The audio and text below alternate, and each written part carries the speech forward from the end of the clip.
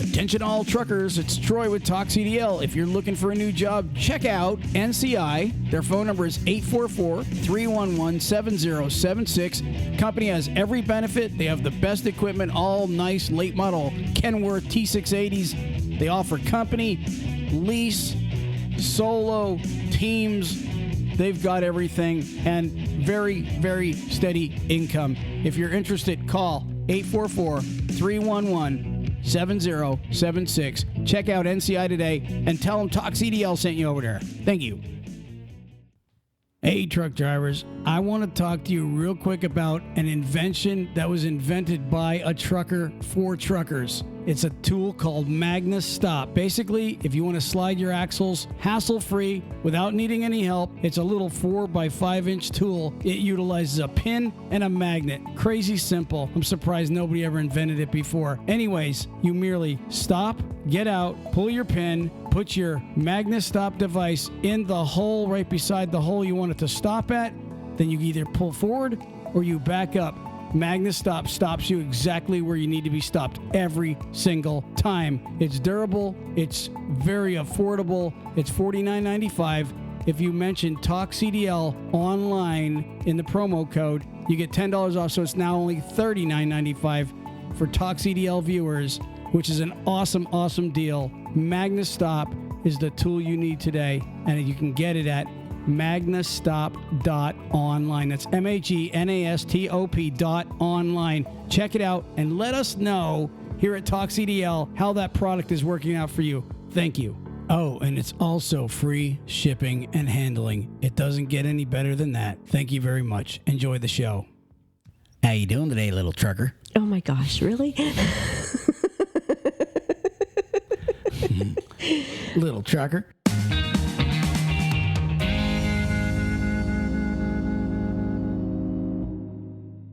Hey, you know what? You were a trucker. I was. You know, one of these days I want to do an interview on you. I was thinking about this. No, I'm serious.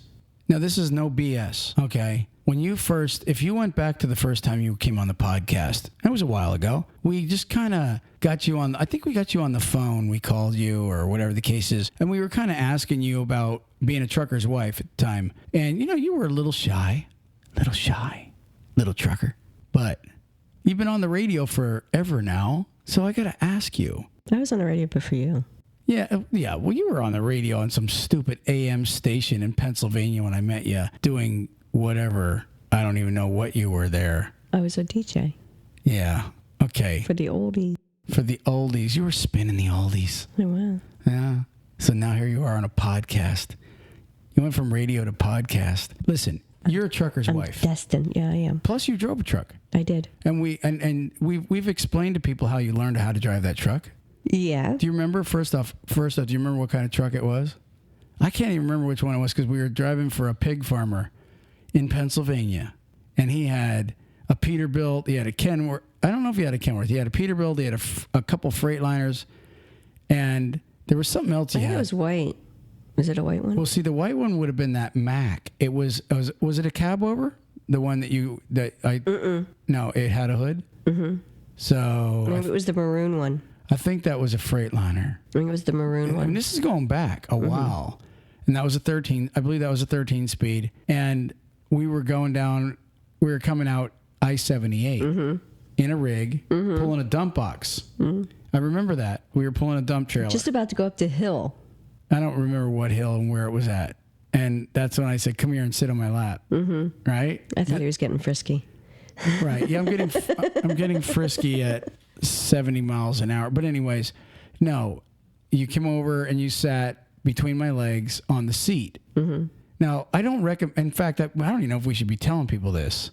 Probably not. But we were going westbound because we had just come out of Jersey. I think we were in Pennsylvania. Yeah, we were in Pennsylvania. In fact, I think we were near Allentown. Yeah, we're outside Allentown. Right. And I said, come here. And you sat there and we were in high gear. I said, hold the wheel for a second. How's it feel to be driving? I don't even remember what you said, but I just stood up and sat in the passenger seat and you were driving. You remember that? How did you feel that day? There was no getting nervous that moment, was there? No, because you can't ponder it. Everybody's probably going, man, that's risky, Troy. Not really. To know, you got to know Ruth Ann. If you would have been some panicky kind of person, I wouldn't have done that. No, I don't panic. You're not a panicker. You know, you just, and in fact, you didn't put the brakes on. You didn't try to slow down. You had your foot on the fuel, and you were going. In fact, you got it up to 85 mile an hour, and I looked over and I said, "Oh," I said, "Slow down, girl." But there was hardly any traffic that day. It was very, very, very. Yeah, it wasn't, and Yeah. we didn't drive during a lot of the big hours. But the only thing that happened though after that, that's where the hill came in effect. We were coming, like you were going flat, and then we had to go up the hill. Yeah. And I couldn't downshift Right. to go up the hill. So I don't even remember that part.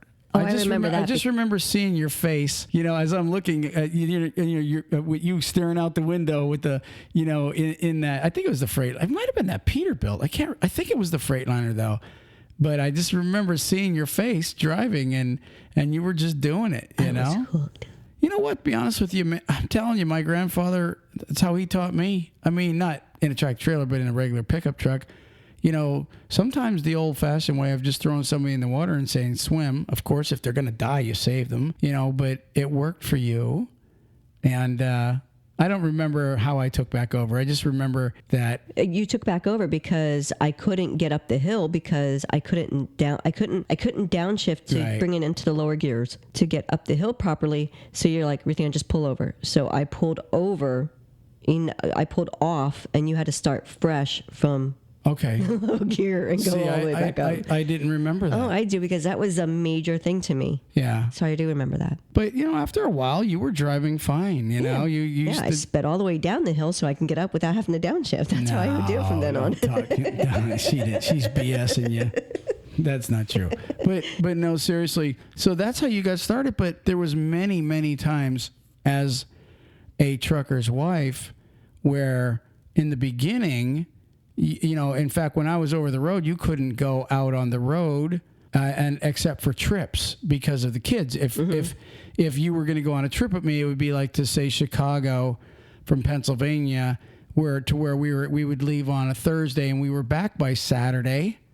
Okay, Saturday night we would be back. And so we would have to have someone, with the kids. But for those 3-4 days, you were out trucking and you would drive across Ohio for me. That was back when Ohio was 55 miles an hour. Yeah, I did Ohio because he hated Ohio. Well, I couldn't stand 55 miles an hour. But so anyways, the question I have for you is the times that I was gone all the time. I always just, assume, okay, here's a trucker's wife. And you were good though, but how was it? How was it being a trucker's wife while I was out there driving? Truckers have the reputation of having a girl in every port. Did you ever suspect I had some ports going on? No, you didn't, did you? Well, you always talk to me. You're looking at me like I'm a weirdo. You are a weirdo. Well, I mean, I know. No, I didn't. Here's my question. A lot of women have that. A lot of women think, their man's out there, especially a trucker, he's out there, fishing in all the ports for, females. And that's not true for most truckers. But, how did you feel? I guess I never really. Okay, so when you were on the road, I really didn't think that you had someone with you, because when I was on the road, I realized how busy you really were, and I knew how you drove, so I never really thought that you had someone in the truck with you, or that you were like visiting different cities to like. Yeah. So you use deductive reasoning. If he's got all these miles and he's got this good paycheck, there ain't no way he's got a girlfriend. First off. And what about lot lizards? Now, what if I had a couple LLs? What if I had a couple double L's? Lot lizards. Oh, don't do that. That's just nasty. Every time I think of a lot lizard, I think of that cartoon picture with the slash through it, and it's a nice looking female body, but then it's got a lizard face with lipstick on it. Yeah, I seen that meme.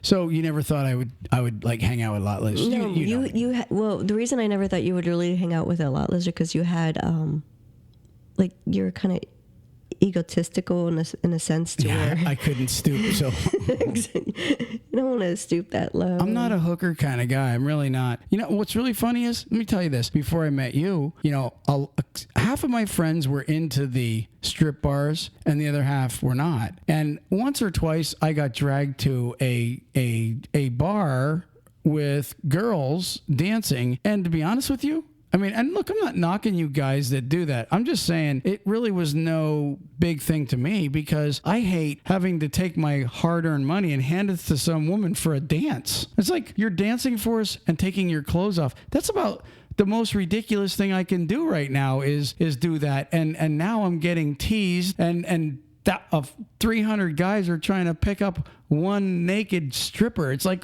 it's the most pointless thing I've ever seen in my life, where a big group of guys get around and cheer on a naked woman. I truly don't get that. It's like, what are you guys getting out of this?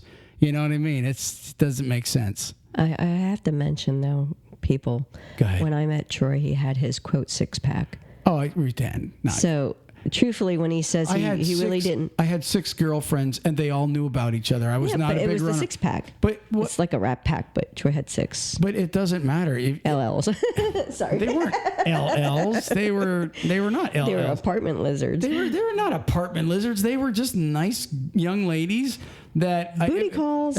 Ruth Ann, now you're making this podcast into something that it's really not. You started it. But I didn't start talking about what? Rat lizards doing the little slurpy sounds. I mean, I get that and all, but you threw it way into there it went. Right, but I don't want anybody to think that of me because that was a long time ago. And look, it was over 25 years. And it was just, and every girl that I've ever dated, and they could.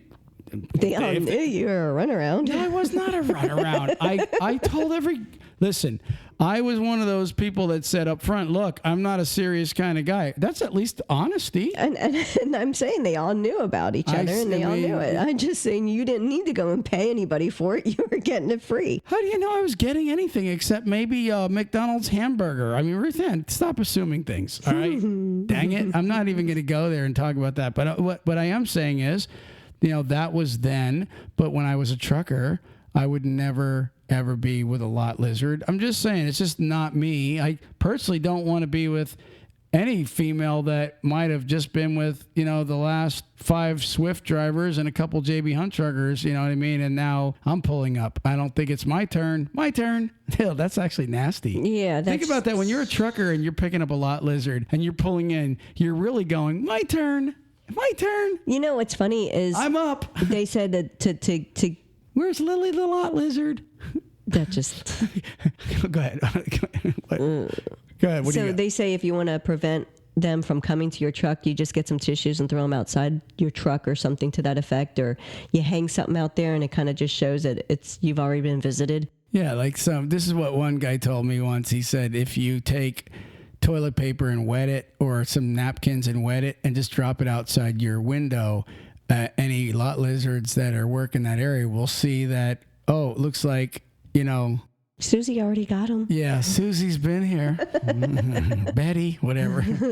But yeah, no, that's not me. I'm not. So anyway, so you didn't worry about lot lizards. You didn't worry. Did you worry about me wrecking or anything like that? Did you? Oh, yeah. Yeah, that was one of the big fears. Yeah. You know, because I knew how you drove. You didn't just stop. You would keep going. And even when the weather was really bad, you would really take it to that limit of being safe and unsafe. You sometimes your border got blurred.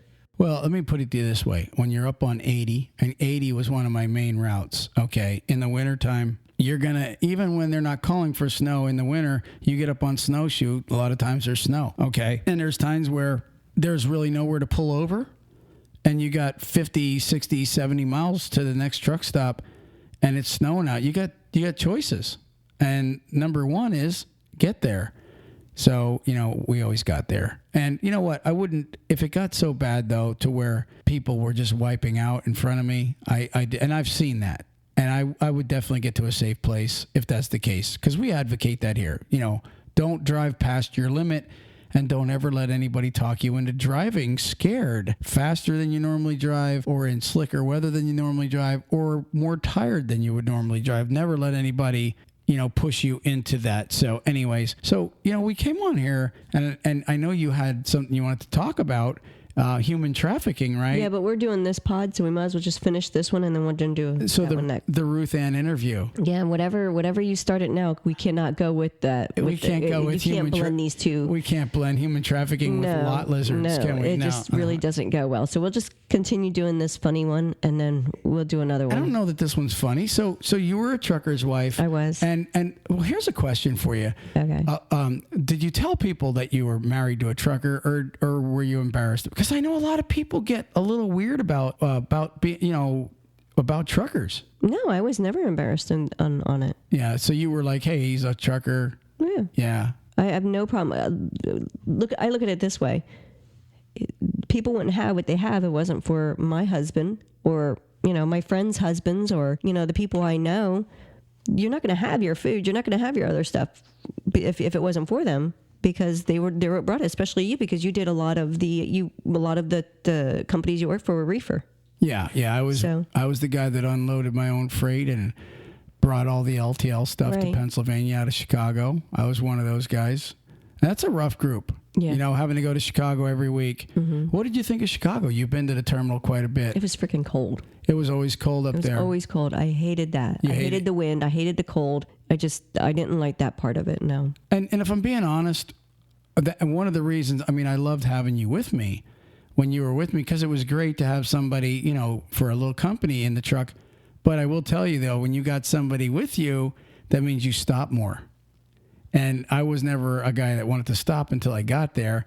No, because I didn't use the restroom. Right. And you didn't bottles. You didn't use the trucker bomb bathroom, right? That was not you. I don't think you've ever once peed in a bottle while we were going down the road. Okay, so but anyways. No, I would jump out and go in the bushes if I absolutely had to. Yeah, but I still made you pull over. I wouldn't do. Right, you weren't going in the moving truck. It just wasn't good. Hey, I could have cut a hole in the floor. I never even thought of that. I've seen people doing that. But anyways, so the bottom line is, we had to stop a little extra when you were with, you got a little snack craving or something going on. You wanted to stop, we'd stop. And of course, people don't realize when you pull your tractor trailer into not a way station, but a rest area or a truck stop, it isn't a 5-minute stop. No, because you have to pull in, you got to pull out, you got to...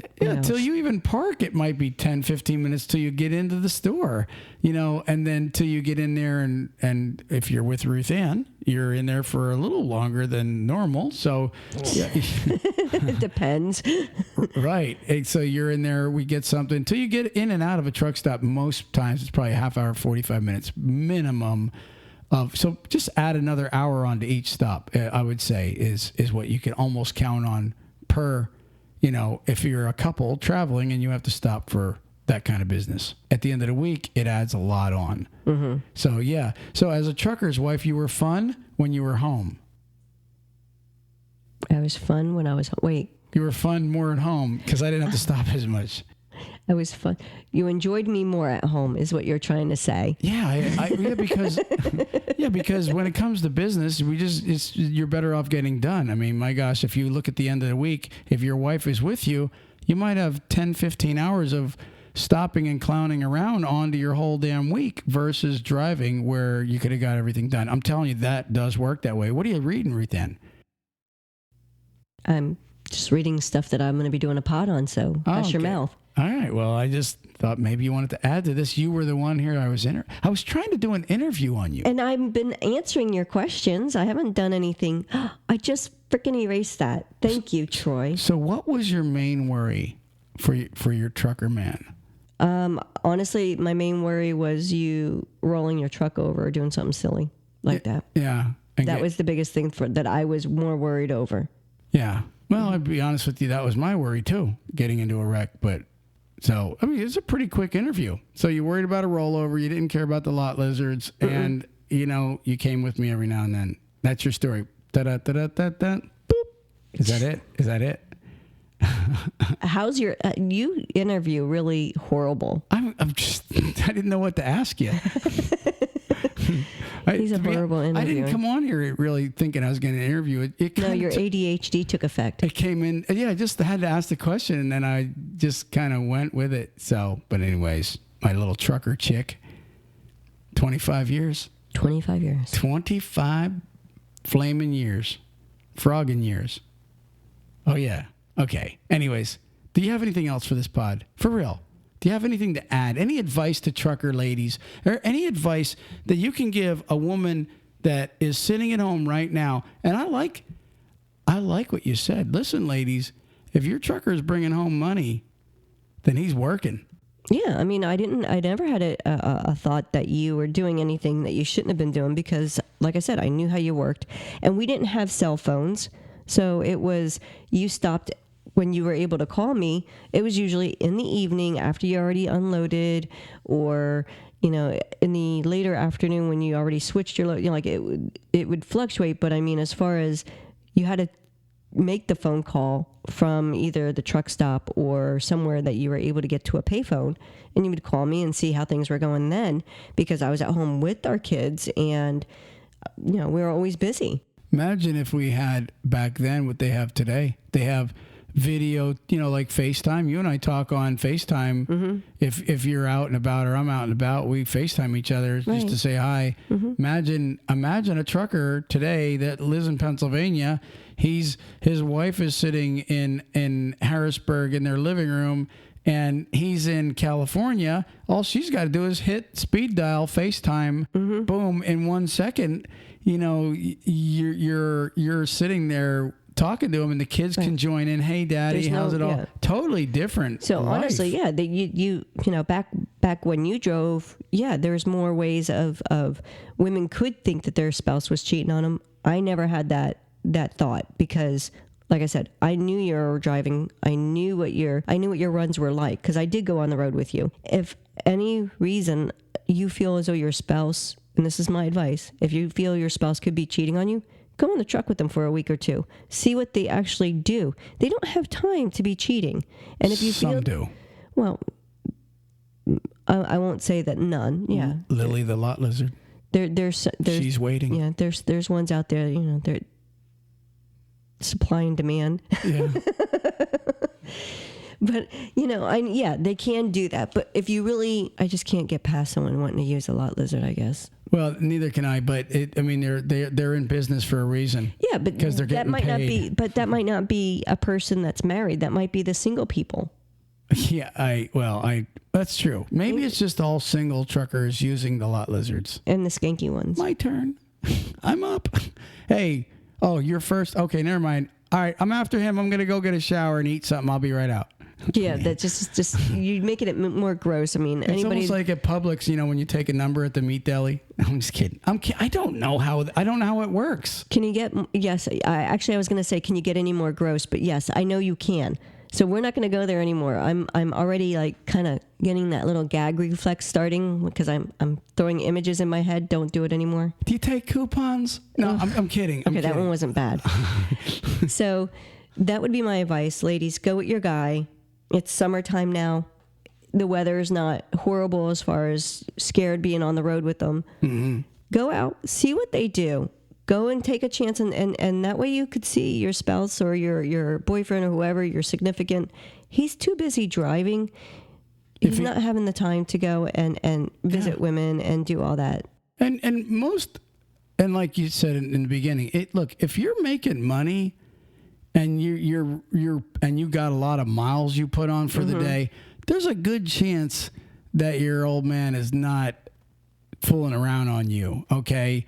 By the time most truck drivers get to a truck stop or a rest area after 10, 11 hours of straight driving, they want to eat, sleep, and shower. I didn't even eat. I just crawled into the bed most of the time and slept. Well, then again, I was driving more than 10 hours, but even at 10 hours of straight drive time, when I pull in somewhere, I don't really want nothing but my head to lay down. Mm-hmm. So, and that's true. And here's another thing. Like you said, you can FaceTime your spouse or your whatever. You can FaceTime them. We didn't have that. There's no excuse saying, oh, we don't have an iPhone, we can't FaceTime. Well, here's another thing. Facebook, mostly every single person has that. There's video chat on Facebook. All you have to do is go in the messenger and you can video chat back and forth. Yeah, and if you guys really want to be more secure with each other, you also have tracking where you guys can track and know where. Share your right. We do that. Well, we put where we can share your location, share your location. Yeah. So if you really have someone that's, you know, it's not just an insecure thing. To me, I used to always think that it was people that were just severely insecure that would sit there and think that their spouse would be always doing something silly. But maybe it's not that at all. Maybe it has to do more with the fact that they want to make sure you're fine and okay. Back then, it would have been nice to have that on for you just to make sure that if the truck was moving, I knew you weren't dead. You know. Well, and you said to me before, you said, look, you realized a long time ago, if I'm going to be out there cheating on you, there's nothing you can do about it. And what am I going to do? And you'd rather, personally, guys and gals, the one thing about, since we got into talking about, relationships, with each other and maybe a relationship with a lot less. Can you have a relationship? No. No, you can't. Well, I'm sure you could. I mean, can you write to her? I'm sure you could. You just gotta. John number just charges $3.99 a minute. Yeah, John number 59 writing to you, Lily. But anyways, so the best thing really is to know if somebody is actually cheating on you. Wouldn't you rather know now so you can just get that part of you out of your life? I mean, that's really, to be honest with you, who wants to live a life with that? I don't know how we got into talking about this, Ruth Ann. You didn't. Well, it was about a trucker's wife. I just want to talk about a trucker's wife. And somehow we got into which that's a big thing. A couple things that truckers' wives, in my opinion, number one, is he going to be hurt? Is he going to be killed? That's that's the main thing I think with them. The other thing is he fooling around on me? You know what I mean? That's a big thing. That's a big thing with people all over the place. Here's something else I was thinking about. Do you remember last year when that trucker went missing? It seems like every week there's a report of a trucker gone. There has been one the other day. So imagine that all of a sudden. And the one guy specifically, I remember last year, he went missing because, and this is no word of lie, his GPS told him to turn right, and he went into the woods and on some weird trail, right, and ended up to where he was like 20 miles or so into the woods and couldn't get turned around or some crap, and it was like 10 days. And he come walking out of the woods 10 days later, a lot skinnier, with no cell phone service. People thought he was dead. And here the guy is today alive. You can look that guy. I think that was happening in like Washington or out that way somewhere. Yeah. So, I mean, would imagine. I think it might have been in Oregon. That would be a worry too, Yeah, it is a big worry. Losing contact. Losing the contact because there's, if you go on to the missing drivers, missing trucker, I'm part of that on the Facebook. You get updates on them, on different ones that are missing, and you can get that. So I usually try and share them, but it's nice to stay in contact because of that. You don't want to see someone going missing. You don't know health conditions. Drivers are unhealthy, most of them.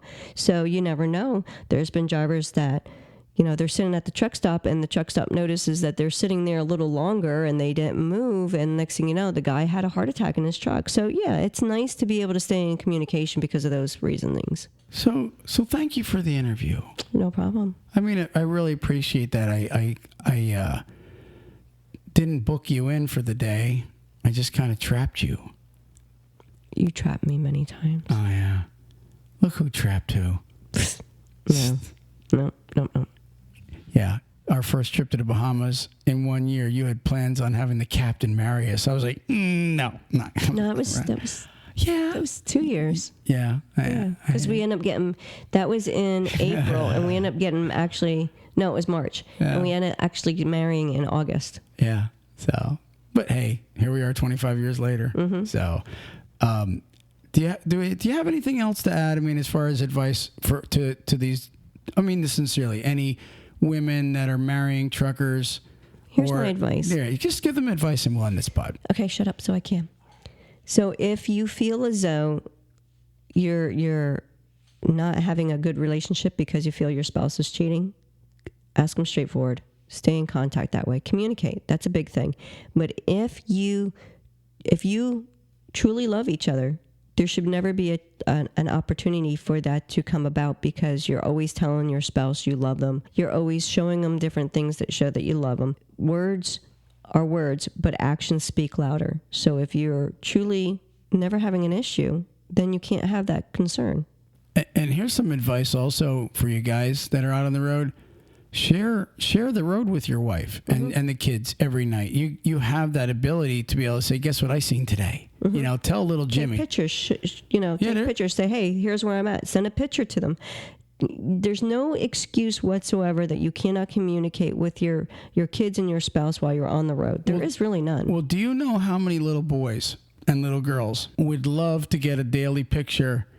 Hey, I'm in Arizona. Look at the Grand Canyon. Or, hey, check out this redwood tree, little Jimmy. You know how many of those little kids, honestly, would love to brag to their friends? Look, my daddy sent me. Yeah. Check out. Look at. Do you know how many kids might even be encouraged to be a trucker someday, which would be awesome because we need good truckers coming up in the industry. I know a lot of people go, I wouldn't want my kid to be a trucker. Why not? Why not? You're in the industry for a reason, and if you like it, and why not? Why not encourage the kids to become truckers also? Well, and not only that, but if you go back to being a good industry again, you would be really pleased to have your kids involved into it instead of having the industry be like right now. With some of it, there's some really issues. We need to take it back to the way it used to be. We're going to do a podcast on that.